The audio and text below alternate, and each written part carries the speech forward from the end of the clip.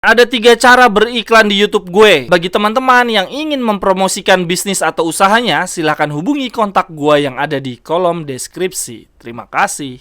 Ketika Erick Thohir datang, Inter langsung dihubung-hubungkan dengan Messi dan Iniesta. Teman-teman, Inter dihubung-hubungkan dengan Messi itu dari tahun 2013 sampai dengan tahun 2023. 10 tahun kita dihubung-hubungkan sama Messi tapi nggak pernah kejadian. Tetapi kemudian Erick Thohir mengklarifikasi. Erick Thohir menegaskan bahwa Inter ingin meniru gaya transfer Arsenal.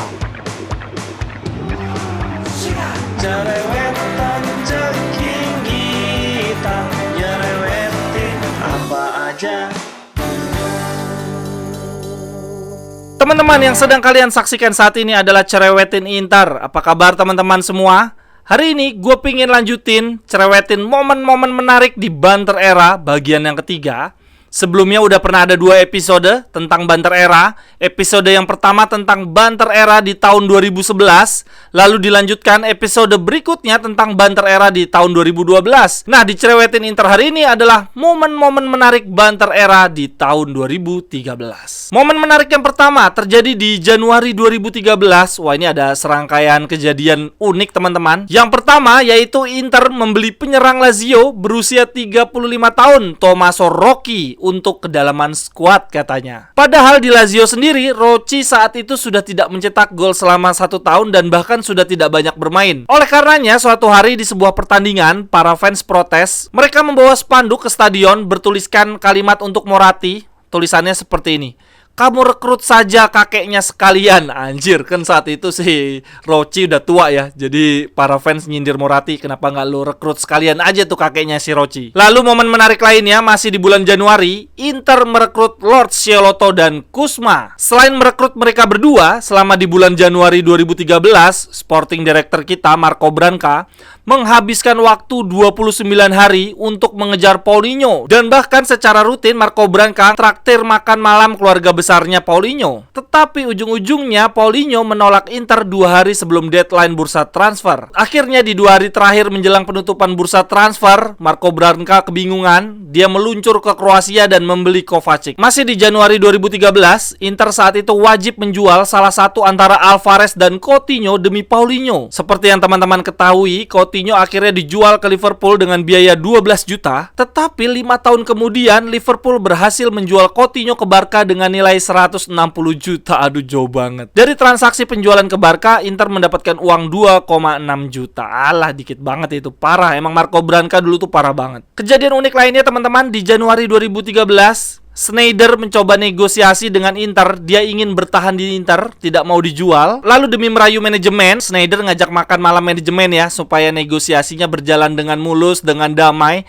Ternyata ketika sesi makan malam yang ditraktir oleh Sneijder, manajemen malah ngasih tahu nih ke Sneijder bahwa Inter sudah deal dengan Galatasaray menjual Sneijder dengan biaya 7,5 juta. Parah banget ini. Lalu kejadian unik lainnya masih di Januari 2013 teman-teman. Inter mencoba merekrut John Carew, striker free agent yang sedang cedera. Tapi ternyata Carew nggak lolos fitness teman-teman. Karena hal inilah teman-teman, di Februari 2013 ada aksi kocak nih dari fans Inter. Mereka kan sebel nih ngelihat manajemen, ngapain sih lu ngerekrut free agent terus, ngapain sih lu ngerekrut pemain tua. Mereka datang ke stadion membawa spanduk yang isi tulisannya menawarkan diri mereka untuk bermain di Inter secara gratis, free agent. Kemudian lanjut di Maret 2013, Cassano berantem dengan Stramaccioni di ruang ganti pasca latihan. Cassano mengejek Stramaccioni dengan kalimat "The New Mourinho". Jadi si Stramaccioni tersindir ya, sebel ya, karena si Cassano selalu ngejek The New Mourinho, karena dulu kan si Stramaccioni sempat dijuluki The New Mourinho. Masih di bulan April, Kapten Javier Zanetti cedera serius di April 2013. Dia absen 6 bulan.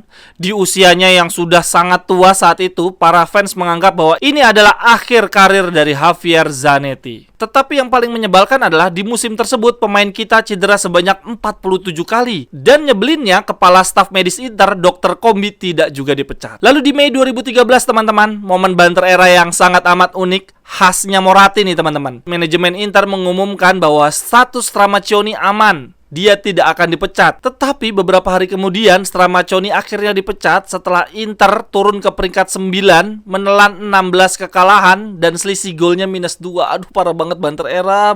Kemudian lanjut ke Juli 2013, berarti ini musim berikutnya. Inter membeli Icardi dan Beldovil. Beldovil saat itu dianggap sebagai the new Benzema, anjir. Sekarang Benzemanya masih main, Beldovil yang nggak tahu kemana. Kemudian di Juli 2013, Inter saat itu kepincut wingback dari Chili, Isla. Sudah booking medical center ya untuk cek medis, tapi kemudian dalam perjalanan menuju ke medical centernya Inter, Conte menelepon sporting directornya Juve untuk membatalkan transfer tersebut. Akhirnya proses kepindahan Isla ke Inter batal. Nah, kemudian momen banter era yang paling bersejarah nih, di Oktober 2013, Moratti menjual 70% saham ke Erick Thohir. Ketika Erick Thohir datang, Inter langsung dihubung-hubungkan dengan Messi dan Iniesta. Teman-teman, Inter dihubung-hubungkan dengan Messi itu dari tahun 2013 sampai dengan tahun 2023. 10 tahun kita dihubung-hubungkan sama Messi tapi nggak pernah kejadian. Tetapi kemudian Erick Thohir mengklarifikasi. Erick Thohir menegaskan bahwa Inter ingin meniru gaya transfer Arsenal. Dan kemudian pembelian pertama Erick Thohir adalah Santo Danilo de Ambrosio. Lalu yang terakhir di Desember 2013, lagi-lagi ada aksi menarik dari para fans, teman-teman. Jadi saat banter era kan Inter jelek banget tuh. Dan bukan cuma Inter, Milan juga jelek banget. Jadi derby sama sekali nggak menarik. Nah, karena derby sama sekali nggak menarik, akhirnya Curva Nord protes nih ke